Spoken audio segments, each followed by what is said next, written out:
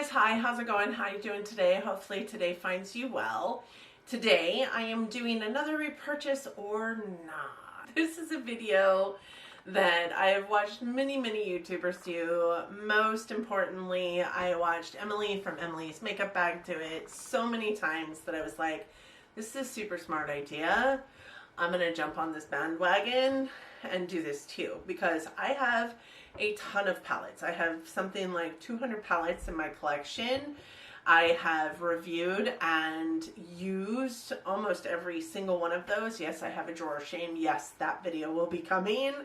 But after reviewing, after utilizing one palette and one palette alone for a certain amount of time, I do have some pretty good opinions on whether I love the palette or not.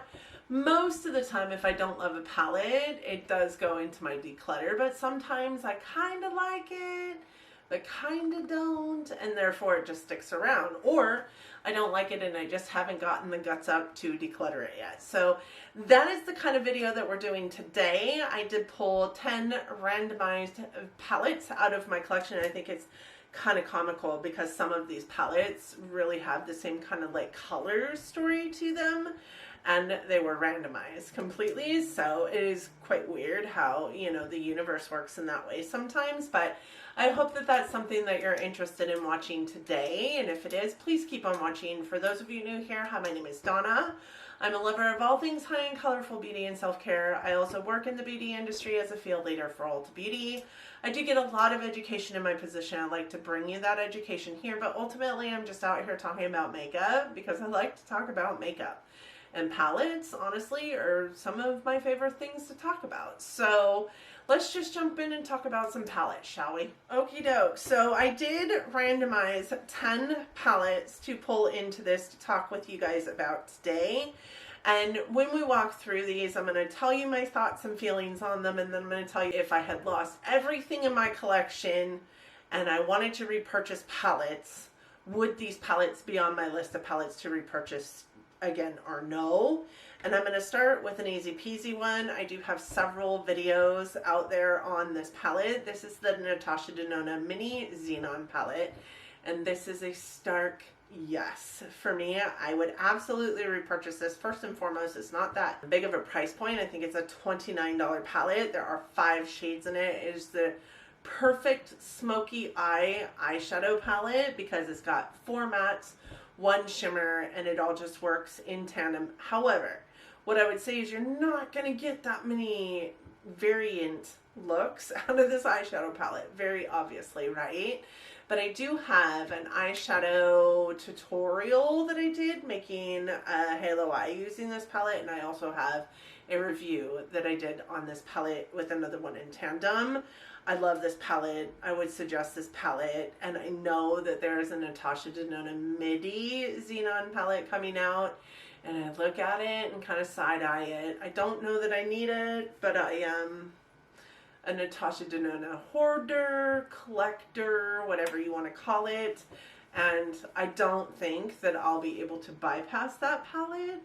But having this, I'm like, do I need it? I don't know. Time will tell. We will see. The next one I have is this one. This is the Lime Crime Venus 3 palette. This was a palette that my mom actually gave me. She got it in a BoxyCharm, and I'm really happy that she got it in a BoxyCharm and didn't spend any money on it. This is what the palette looks like, and while I will say that this has some standout shadows in it, I don't really love this eyeshadow palette. It wasn't like a favorite for me to work with. I found it to be very limiting also in what you could do with it, because even though there are 8 shades in here, the eye looks almost always looked the same. You always had to come up with kind of the same like thought process when throwing an eye look together. This purple I wish had been a better matte. It's kind of grippy in the pan. It doesn't go on super well. It's not super impactful. It doesn't blend very well. So I just think it had some struggles. I did love this shadow here. I also loved this shimmer here. This shimmer was a beautiful like pinky shimmer. Not super like impactful, to be honest, but more like a topper. beautiful in like a brow bone or an inner corner. I just felt like it was kind of a ho-hum palette. I did fall in love with the Lime Crime formula with the Chroma Prelude palette, and also I believe it's called the Midnight palette. I can't remember. It's the glow in the dark black one with the red shadow in it. I fell in love with those two palettes. This one just wasn't one that I loved. So this would be a no. I would not repurchase this one. Then I have this one, which is the Lorac Pro palette. And I have to be honest with you, I often forget this exists in my palette collection. And it is the only Lorac palette that I have in my collection. Sadly, it is a really, really great palette, but the fact that I forget about it, I don't know why I forget about it. It's a really great palette. It's got excellent pigmentation. It stays for hours. It is a beautiful formula, really silky to the touch. This white is probably one of the best whites that I have in my collection. I don't know why I forget this palette even exists in my collection, but I think it's probably because it's the only Lorac palette that I have. And it's black, it's sleek, it's thin, it gets lost. I set them upright like books, and it just kind of gets lost in my collection, but I would repurchase this. I really do love this palette. It's a great like cool tone color story. And honestly, up until, you know, probably this last year, the only cool tone eyeshadow palette that I had in my collection. So I didn't pull for cool tones very often, but I would repurchase this one. I really did love it.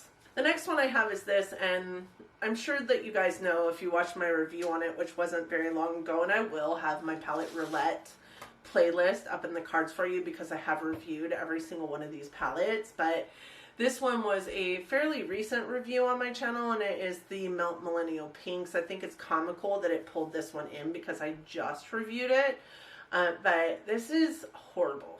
This is absolutely horrible.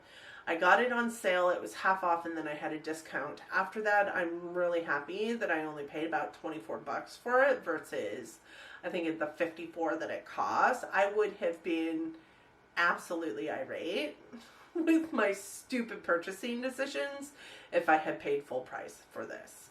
With that said, I do think it's one that I could give away easily. It's got a really interesting color story in terms of like the pinks to navy, and I do think that navies and pinks go really well together, but it just was awful. Like this is, so Melt's formulation is a pretty fickle formulation in the first place, but this one was so fickle, and I can get almost everything to work, so I definitely got this to work for me. It just took so much time and effort and finessing of the eyeshadows. It was awful. It was an awful eyeshadow palette, and I would never repurchase it, no. The next one I have is the Knobla Cutie palette, and this one is the Platinum. I do believe that this is probably one that I wouldn't repurchase also. Mostly because it is mostly shimmers. There's only two mattes in here, which is this one here and this one here, which I think if you're going to have only two mattes in a 6-pan eyeshadow palette, they do need to be a really deep one and kind of like a warmer, like mid-tone, like creasy one. But I also feel like it needed like one more matte in here. Even if it was like a black matte, I think that that would be better. This is a really deep dark brown, but it's not quite deep and dark enough to like be the end all speak all for an eyeshadow palette. And I initially had this as a yes, I would repurchase it, but after just from pulling it out of my collection and putting it on this desk and opening it up for you guys, I think my decision had changed.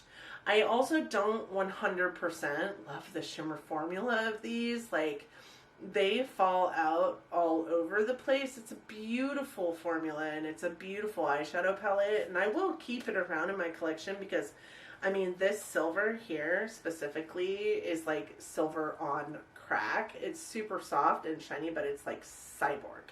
This is crazy, like molten metal. It is beautiful, and just swatching that makes me think twice about the decision I made. It's a beautiful palette, but I just think I just want one more matte in this palette and it would be perfection for me. And maybe get rid of, like, maybe get rid of this pewter color, but the pewter color is really good too. Maybe get rid of this gold. Get rid of the, like, bronzy gold, because I'm not a bronzy gold fan. And then this palette would be perfection. As it stands, I probably wouldn't repurchase it. This one is also one that I wouldn't repurchase, and I think it might surprise you. This is the Viseart Sultry Muse. I just don't feel like Viseart's shimmers of the past, and this is an old shadow palette, are the best. Like, I know that they've improved their formula. Unfortunately, I haven't, you know, I have some, like, little mini palettes from them that are more recent.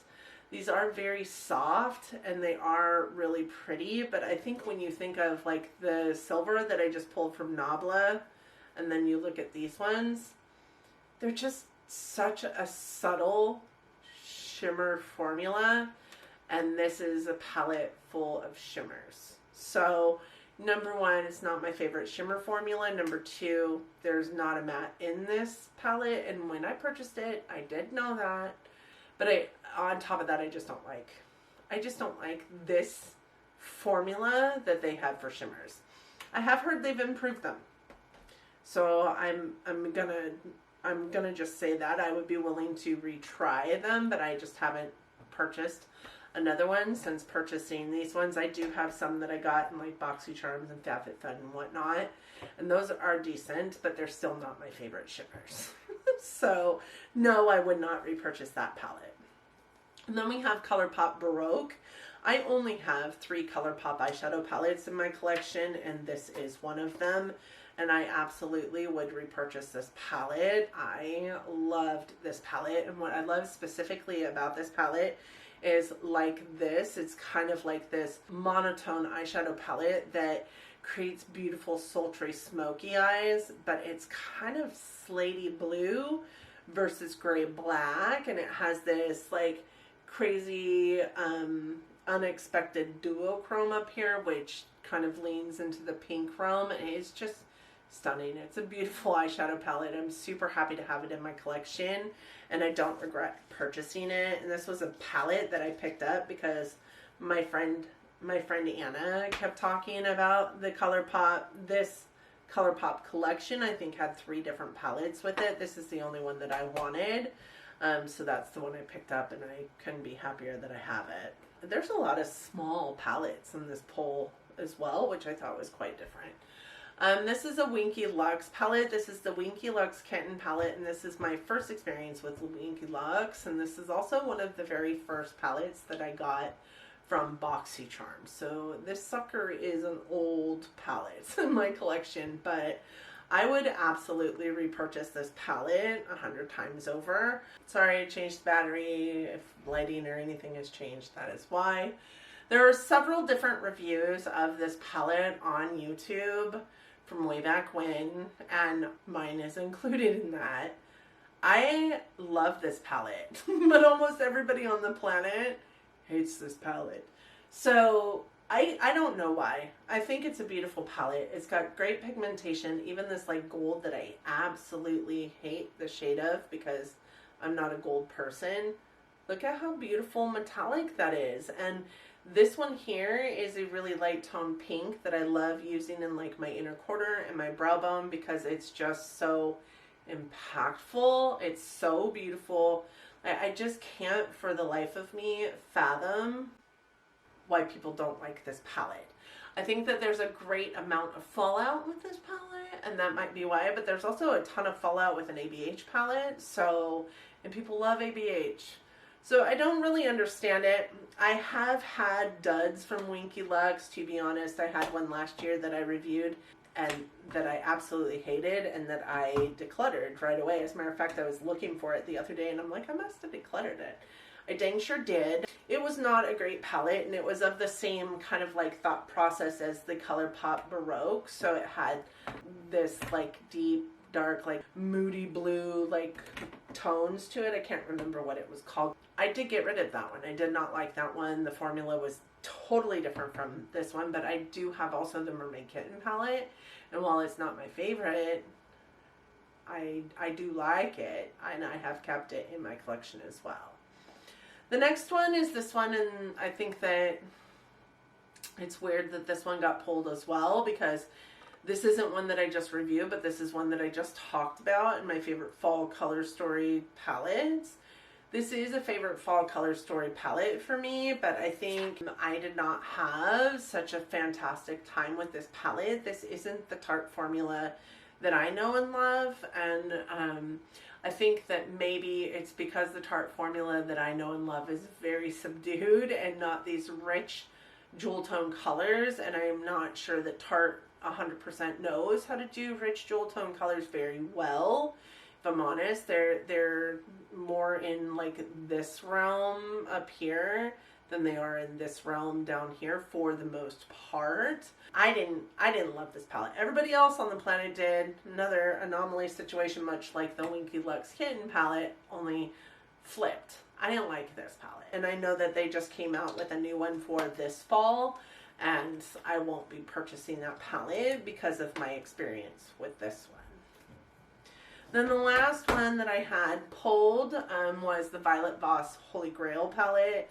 Now listen, I love the Violet Voss formula so dang much, and originally I had put this on my no, I wouldn't repurchase it palette list, but I do think that I would repurchase this palette because it is very much a great like one and done staple palette. Like I could take this traveling with me and have everything that I needed, including a pop of color, and these are some of my favorite colors to wear on my eyes in terms of oranges and pinks. But I think through the lens of I have this color story over and over and over again in my palette collection, so if this was a stolen palette, would I need to go repurchase it? No. So I'm kind of on the fence with this one. I love the Violet Voss formula. I think it's a really great formula and really, really easy to use, and I think really user-friendly for the beginner. But I'm not a beginner anymore, so I'm not sure that I need it, but I do love the formula. So I don't know. I think I probably wouldn't repurchase it because I have like the Beauty Bay New Romantic palette, and I have the ABH Modern Renaissance, and I have a backup of the ABH Modern Renaissance, so it's in my giveaway drawers. But do I need this? No. Would I want to repurchase it? Probably. But would I? Probably not. But not because I hate it, but because I have this color story over and over and over again.